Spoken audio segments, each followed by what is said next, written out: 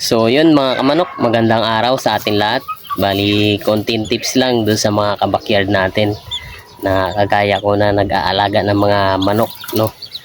So yun, bali itong ating mga sisiw na 4 na pirasong lalaki ay ayan o, binaba ko na sa lupa. Normally kasi ang tatama agad dito pag binaba nyo sa lupa ay yung koksi, yung nag-iipot ng pula o yung dugo.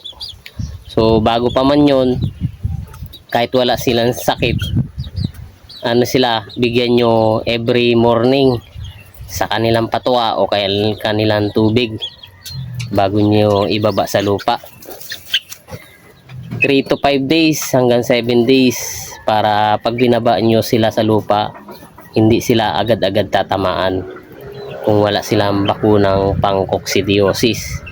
So ito, binigyan ko na sila ng sulfar tuwing umaga, hinahalo ko sa kanilang patuka. Tapos pagdating naman ng tanghali, yun, at hapon plain water lang. So ngayong umaga binaba ko na sila. At ang isa pa mga kamanok, ayan o,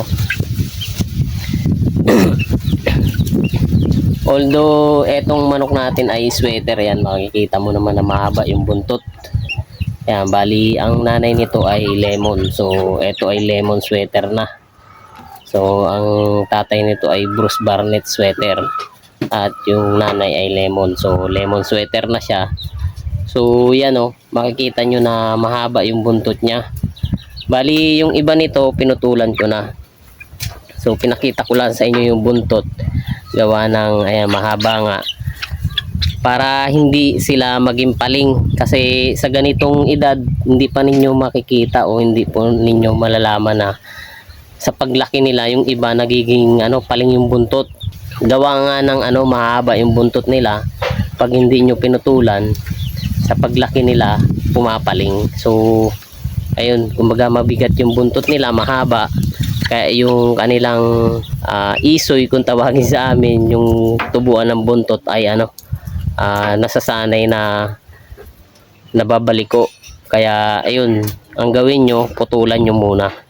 Kagaya nito, puputulan ko to at yung iba mga putol naman ng.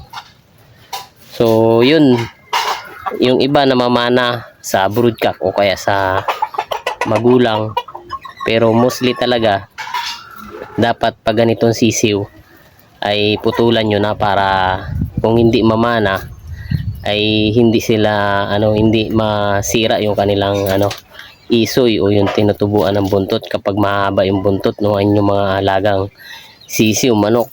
So yan sa baby cockerel ganun din. Papakita ko sa inyo mga manok ko. Ayan o yan. Yan yung 3 months old natin na na pinapagala tuwing umaga, pero pag gabi nilalagay natin sa scratch pin. So ayan, putol din ang buntot niyan mga kamanok, kasi nga ang iniiwasan natin dito yung maging reject yung kanilang kanilang buntot paglaki.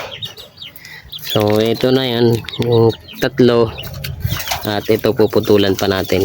Bali ito unang baba ko pa lang mga kamanok. So tuloy-tuloy pa rin yung pagbibigay ko ng sulfar dyan tuwing umaga.